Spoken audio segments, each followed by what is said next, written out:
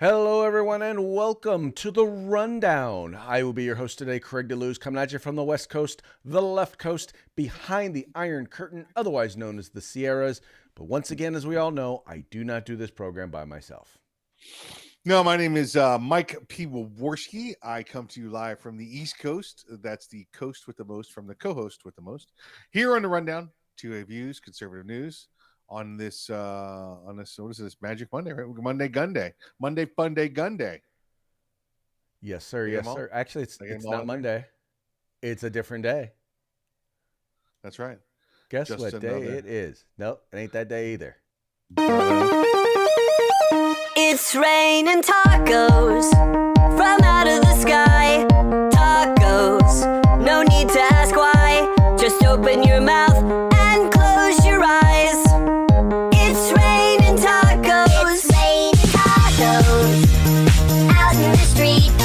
Tacos, all you can eat. Lettuce and shells, cheese and meat. It's raining tacos. Yum, yum, yum, yum, yum. Yes, yum, yum, yummity, yum. As you may have forgotten, yesterday was a holiday. It was Memorial Day. And so we took the day to spend some time recognizing those who have paid the ultimate sacrifice so that we can live in the greatest country on God's green earth. So because we took that time, I can see why it would be very easy for my good friend to get just a wee bit confused. Listen, let's obviously know what the holiday was yesterday. Celebrated respectfully the same way you did, but listen, I even wrote Monday at the top, right? You know, I'm so convinced it was Monday, so I'm so surprised that it's Taco Tuesday. Now my brain is all sorts of, we're gonna have tacos today, and it's Taco Tuesday, and we got to hear the music.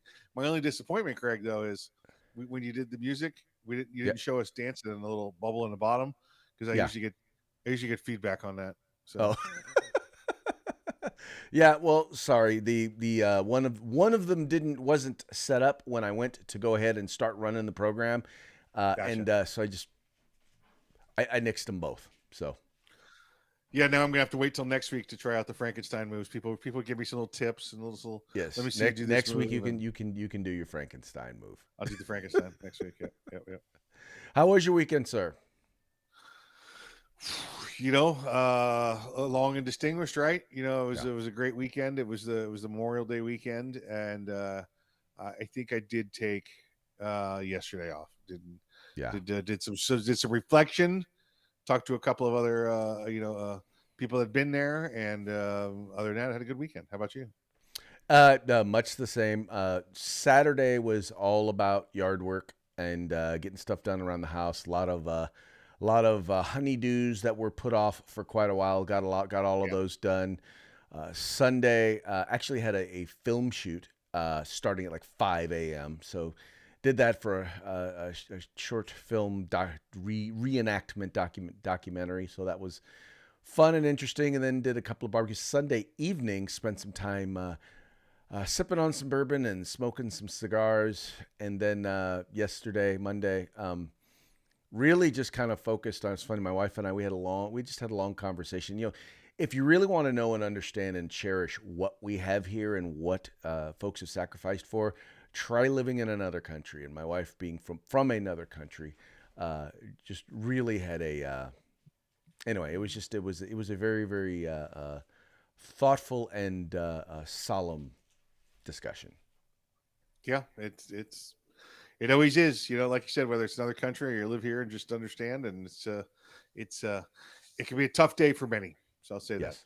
Yes, we both have a number of very good friends who, a day for whom it was very emotional and very challenging, and because once again, because of the direct personal loss, people they knew and people that they fought alongside, and or loved ones, and I just want to say, anyway, there's not much to say except just to offer a moment of thank you to those once again who gave the ultimate sacrifice. There you go. I found it interesting that the number of people who felt it appropriate who just felt the need to remind people via social media exactly what Memorial Day was and what it is not. It's sad that we have to do that. That some folks, it's sad that that has to be done, but there is a lot of confusion about it. Yeah, listen, but there's also those people on the internet that want to correct you for no matter what reason. That's their goal in life, is to correct you on Right. the internet. So, Right. Their job is to tell the rest of us, you're wrong. yeah, And yep. it is what it is. And then we can but, throw punch them later. Yeah. I just appreciate, though, that at least there are folks who get it, who understand it. Yeah. Absolutely. Right. Absolutely right. Then there are folks, Mike, who clearly don't get it. In particular, I will point to our neighbors from the north, the Canadians, or as I like to call them, you refer to them as America's attic. I refer to them as America's hat, whatever you want to call it. There's a thing. North Dakotans. Yeah. There you go. There's a thing going on right now where basically they are planning, or at least they've introduced legislation that would freeze handgun sales. It would basically ban all handgun sales in Canada, as well as would ban look-alike toys. So in other words, would ban toy guns, or guns that toys that look like real guns. Mike, I'm just to be honest with you, I'm kind of livid about this. Well, I'm livid about it because people are saying, I don't put this. People keep saying, when nobody wants to ban your guns, nobody wants to take your guns. But we all know, you and I know, that is just not the case. We know that there are people out there who want to. It just is not politically correct for them to publicly admit it, or at least it used to not be politically correct for them to admit it. It's the lie, right? It's not even a good lie. It's them being absolutely untruthful. We know that, when we see things like registration, which, by the way, all Canadians are forced to do with their handguns and their rifles. We know that when they get to that step, we know that means ultimately confiscation and barring ownership of weapons. And there you go. Look at our neighbors to the north. We're going to ban all handguns. Why? Well, didn't you see there was a shooting with a rifle down in Texas? So we're going to ban all handguns in Canada. Oh, well, that makes perfect sense. Okay, so let's just hop on that bandwagon and do it. The problem is that Canada is being so oppressed right now by their tyrannical socialist government that I'd be surprised if they went quietly and banned them and allowed their firearms to be taken away from them. Oh, yeah, no, absolutely, positively, no doubt, Mike. They are. It is what happens when you're dealing with totalitarian governments like this. When you have, literally, Trudeau has proven that he believes that because he has the power to do something, he has the right to do it, and that includes amassing more power. And make no mistake, banning firearms or banning people. Because here's the thing: just because they're banning it, and what they are saying is, well, if you have it, you get to keep it. Well, let me just tell you, once they ban you from being able to buy it, they will eventually, because they have registration, they will eventually come to take them, right? And it's just the next step, folks. Is that this isn't even because of something that happened in Canada. This is because of something that happened in the United States, right? And the funny part is that what they're proposing to do, even if that were the law in the United States, would not have stopped the shooting in Texas. But they don't care if it actually would have made a difference. This is their signal that, okay, now people are up in arms and people are scared. Time for us to disarm them. It's the next step. Listen, I get that it's talking about purchasing now, but that's going to lead to, listen, the next part is confiscation. Come get it. We know the steps. We've seen the steps play out before. We've seen this play out in many countries over the last 100 years, and Canada's a few steps ahead. Now they're banning the purchase or buying. Well, the next is going to be the possession. That's just all there is to it. That is definitely how it winds up working. And to make it easier, you have folks like the president of the United States, right? This is an individual who is, one of the frustrations I had oftentimes with our most recent former president was that there were often times that he would say things and I would get frustrated because it seemed like he didn't understand the power of what he was saying and how he was saying it, right? And I was frustrated. I'm downright furious at our current president because I know for a fact he has no idea what he is saying because he's senile. But then he says stuff like this, which, I mean, even for a senile, old liberal, even this is above the pale or beyond the pale. And they showed me a X-ray. He said a .22 caliber bullet will lodge in the lung, and we can probably get it out, may be able to get it and save the life. A 9mm bullet blows the lung out of the body. So the idea of these high caliber weapons is there's simply no rational basis for it in terms of about self-protection, hunting. I remember, the Constitution, the Second Amendment, was never absolute. Okay, there are so many lies here in this thing. The first thing was, I would really like to know where I can get some of those, lung blowing out 9mm rounds, because I never heard anything like that. Yeah, they're behind the counter. You got to ask for them special. That's the murder, death, kill round. Which murder, death, kill round. I'm like. So you've got that, right? Listen. And then, so he's talking about a 9mm round. So now that's considered a high caliber? Since when? Yeah, listen, this is a guy who was okay with pumping people full of shotgun rounds just 10 years ago, and now he doesn't know the difference between a 22 and a 9mm. Doesn't know what a high velocity ammunition is versus a handgun velocity. It just, the guy's got no clue. I think the best part of this whole thing is looking at the Secret Service agent next to him, chewing his gum and just thinking to himself, "Oh, what a moron! What a moron! What a moron! Let me get out of here! Let me get out of here! This guy's an idiot! This guy's an idiot!" Yeah. Well, and then the final piece of that puzzle in my mind was, I'm thinking to myself, okay,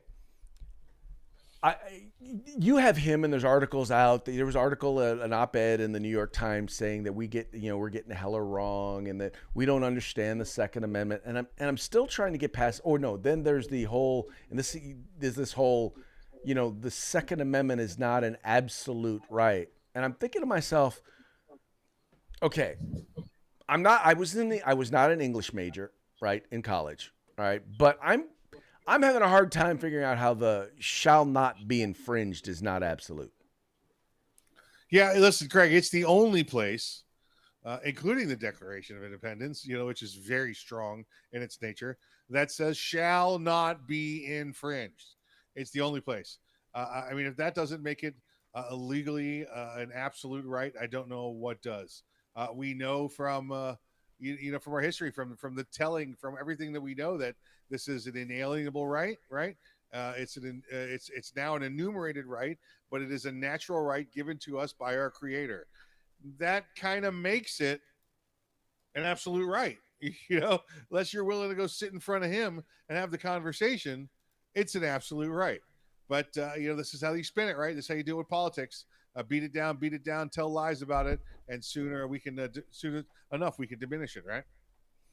Well, exactly. And the funny part is that you will have those exact same stupid points will be made by anti-gunners, right?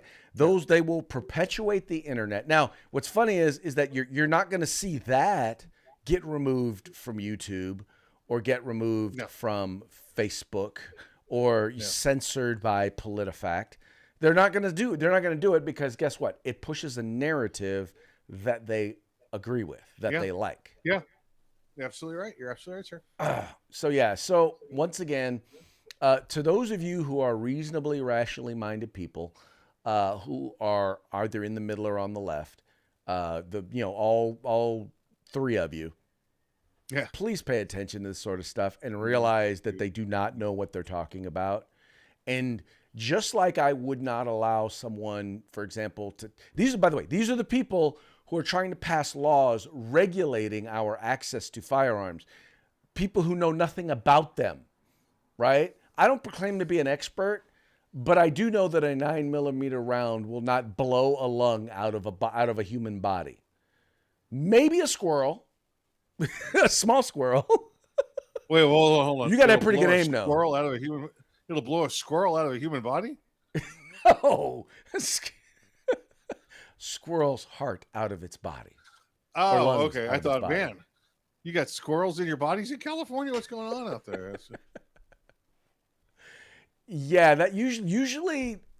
All right, when you find one, it's usually they usually discover them at an emergency room, and it's usually in another cavity, and it didn't get there by accident. Yeah, that's some California stuff, that's for sure. I did send you. I'm quite week. sure you guys look. I've seen the Florida man stories. I'm quite sure there are more than their fair share of stories of similar things there in Florida. All right, gauntlet thrown right now. Show me a Florida man squirrel cavity story. It's $100 for you. But I know I can pull that for California right now. I will see if I can find one for you. Yep. I did send. Can it be any small mammal, or does it have to be a squirrel? A Gerbils mammal. do? Yeah, we'll even go with mammal. That way, alligators are ruled out. Let's go that way. Because you're like, alligators is a possibility. He might have just climbed over the fence and went home. That's all. I sent Craig a picture a week or so ago when he went and did his camping thing, and I said hey, the guy said, "Hey, let's go camping," and then the woman was arrested later that weekend for stabbing him with a squirrel while camping. So I figured that's how Craig knows squirrels, from getting stabbed while camping with one. All right, we'll see if I can accommodate you. All right, moving right along. Now, this was one I sent to Mike over the weekend, and it's a story about one of the individuals who was convicted on all counts when things went of what happened at he was a January 6th dude.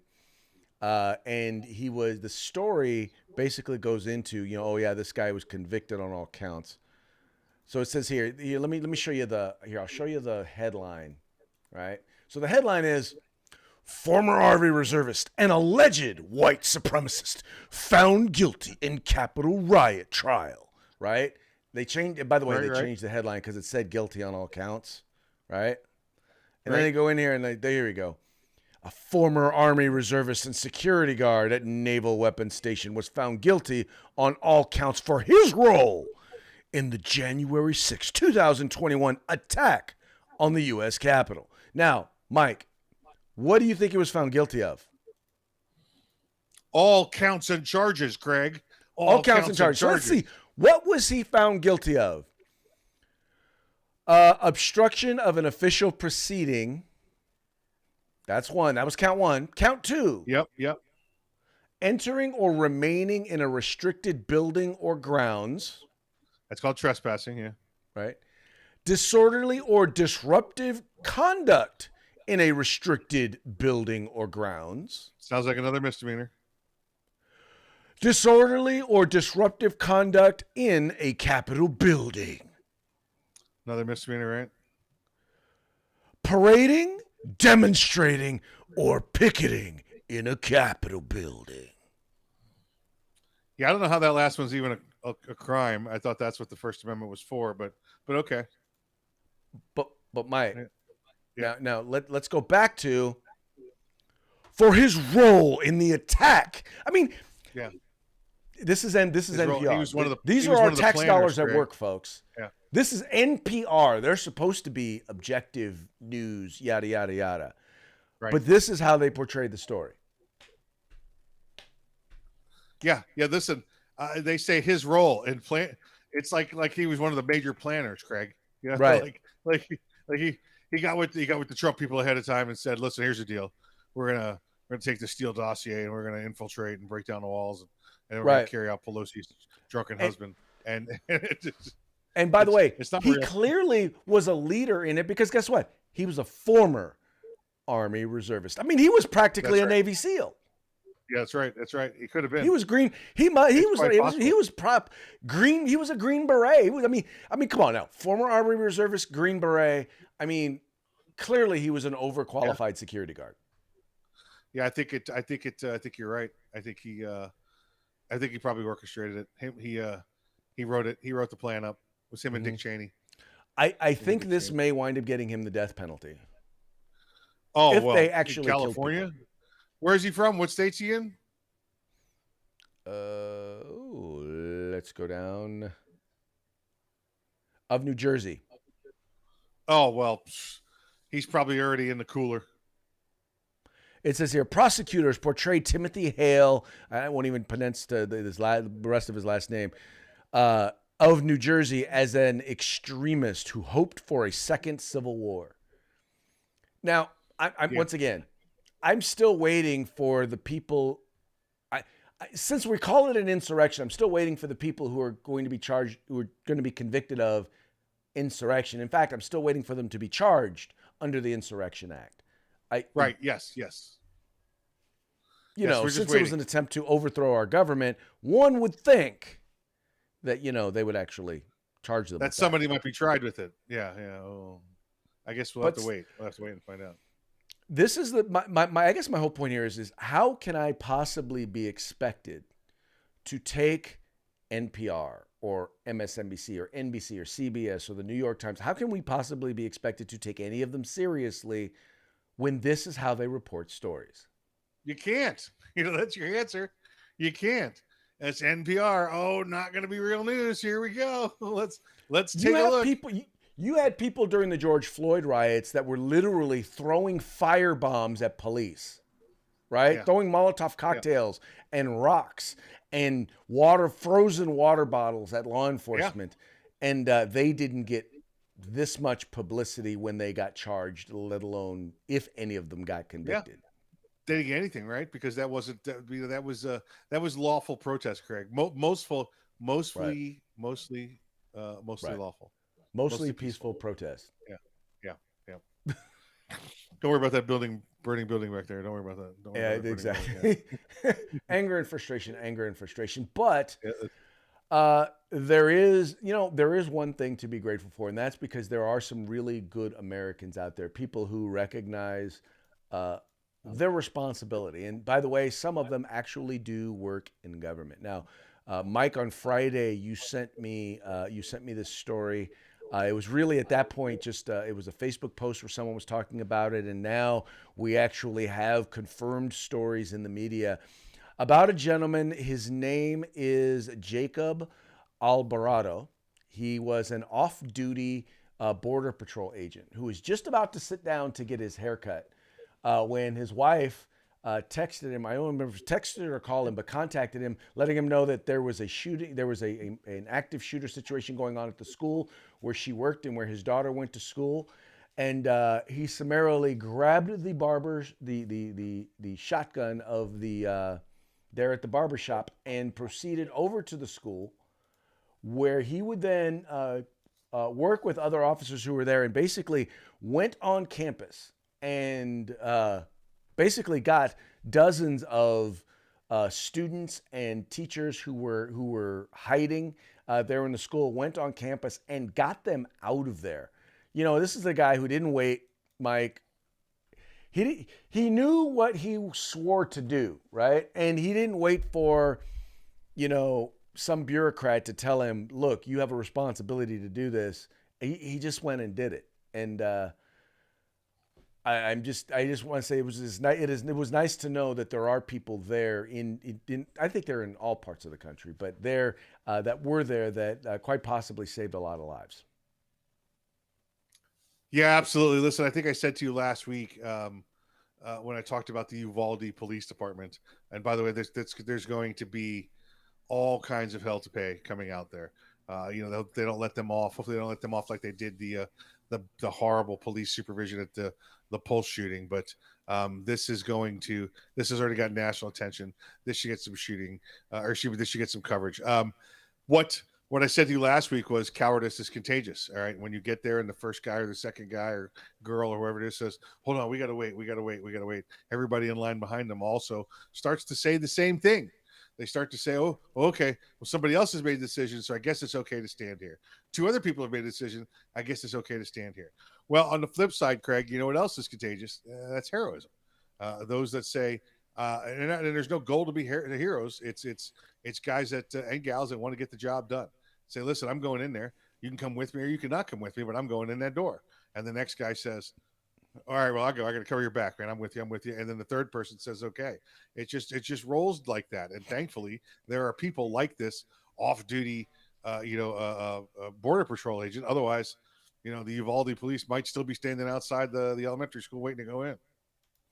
Well, and there were complaints that people saying, well, they really weren't prepared for this. First of all, here's the thing, folks. This is the thing you got to understand. Correct me if I'm wrong, Mike, but most rank and file law enforcement officers don't get the sort of training in terms of what to do in situations like this.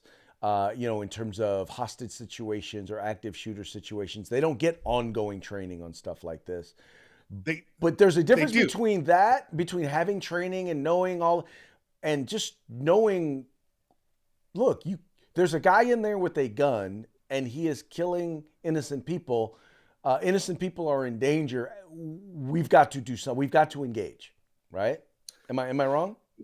I think you're wrong. This has been actively taught since Columbine. And since Columbine, it was taught that the first two officers go in. Since Newtown, the first officer goes in, that you make contact with the enemy. You move to contact. You face the bad guy, because we know, Craig, what happens when the bad guy is faced with an equal threat. We know what happens, 90% of the time.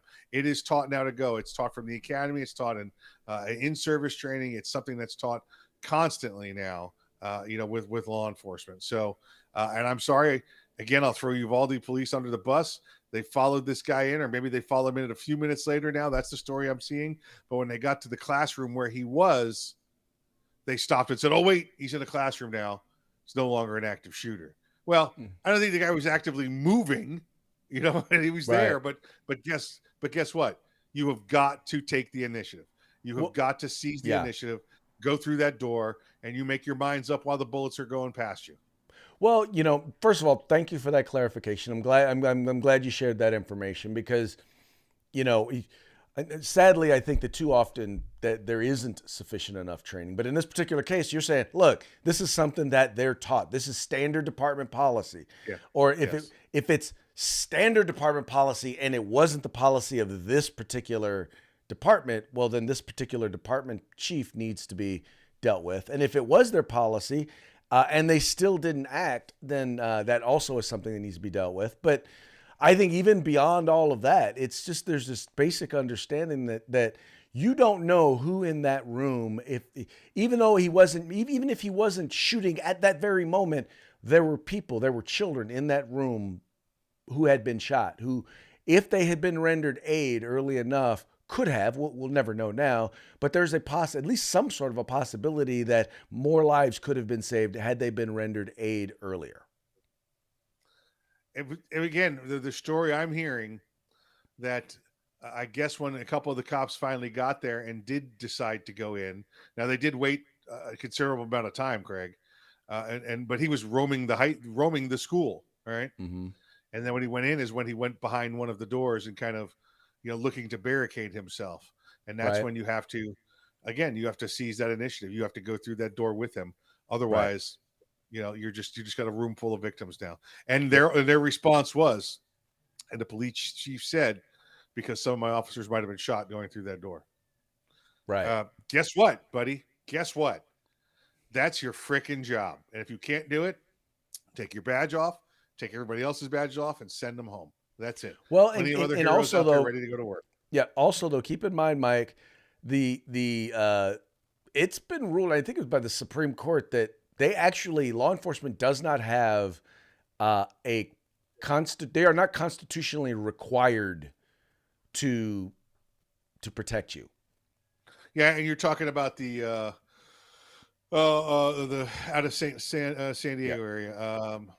case down there, and Craig, that's with the duty to serve and protect. Let's see how that stacks up right now against this. Right. We know what that is. That case resulted out of a domestic violence case when it came to the prevention of domestic violence. There is no duty to protect there's no duty to protect thinking that maybe a crime is going to occur in the future. And that's what they were looking at with that domestic violence case. And it's clear what it says. Listen, the cops, they do not get paid to stand outside your home and prevent crime from happening to you. Okay. But when a crime is in progress and they can end it, that's a different story completely. Okay. Well, there you go, man. Look, see, our legal scholar, Mr. Michael Pilwarski, attorney at law, helping with the clarifications. I appreciate that, sir. Let me look up the case site for you. But once again, for me, the takeaway on this one was that, you know what, folks, there are people in law enforcement who recognize what they've sworn to do, what they've sworn to do, and at risk of their life, at risk of losing their job, at risk of being reprimanded, they're going to do the right thing. And this gentleman, Mr. Alvarado, sir, my hat's off to you. Yeah, this guy. In fact, do you have the site that I sent you, the first one? I wouldn't mind reading that. Yep. Castle Rock V. Gonzalez was the case. Castle Rock V. Gonzalez. And then again, that had to do with protecting a woman that there was a domestic violence injunction in place, and they wanted to put police there to protect her, and they couldn't do that. All right, let's for those that are sitting at home, you can see the story that Craig talked to you about here. And this guy just shows up, grabs the shotgun from the and you look at it. I mean, this ain't no tactical shotgun. This is a duck gun, you know. And he says, "Go into it, baby, go into it." Yeah.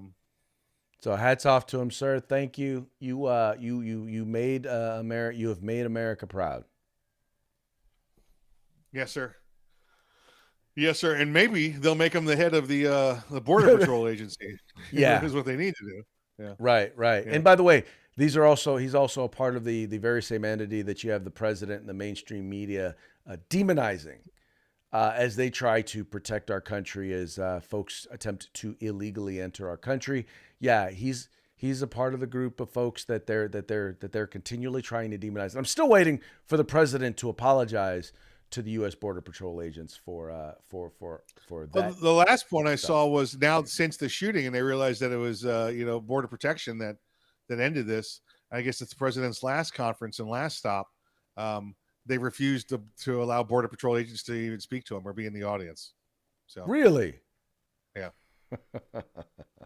Well, that does not surprise me because they would probably have confronted him. I'm like, if anything, that's who you should have been there thanking. But I think that if they had an opportunity to confront him, they would have said a few words to him, and he would have deserved it. You're correct.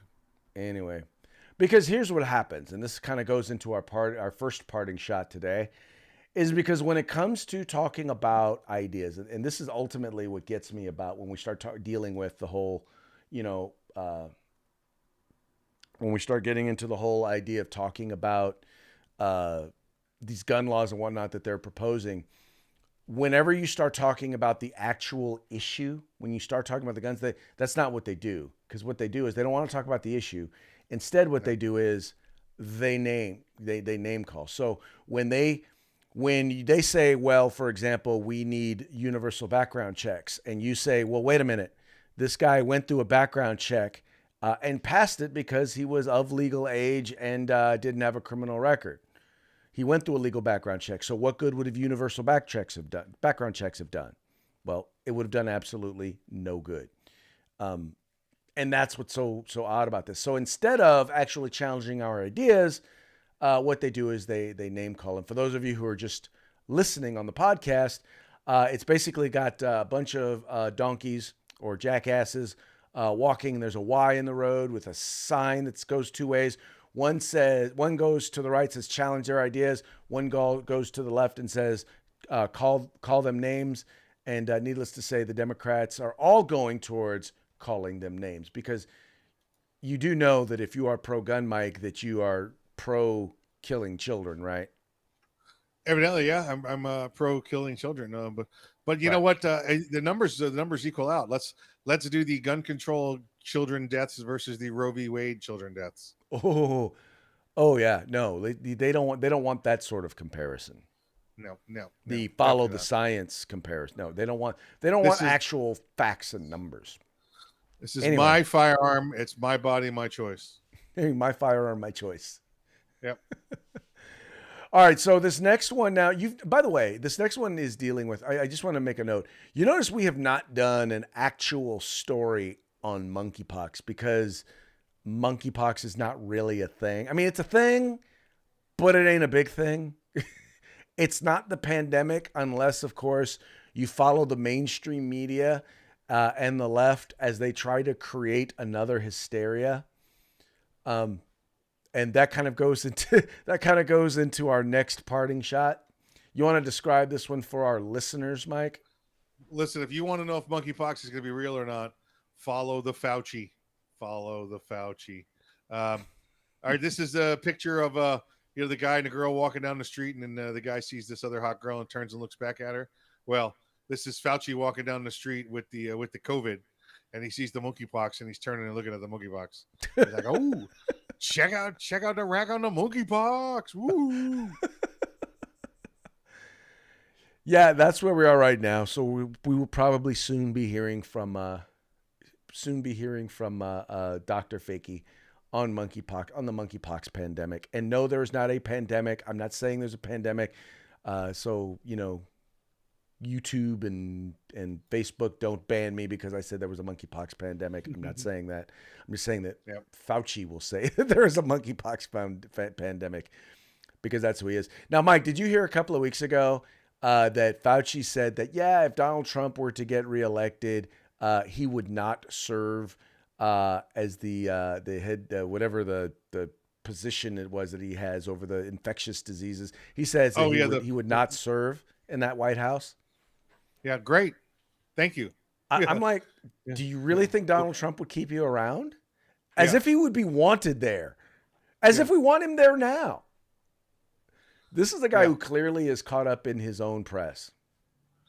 What's the movie, Craig, where the guy comes into the fast food restaurant and decides he's going to quit? Remember where he walks in and he goes, F you, F you, F you, you're cool, F you, And that's what Donald Trump's going to do when he gets reelected. Just going to walk through. All right, Mike. Hey, it's about that time. How about a quick shout out to our sponsors?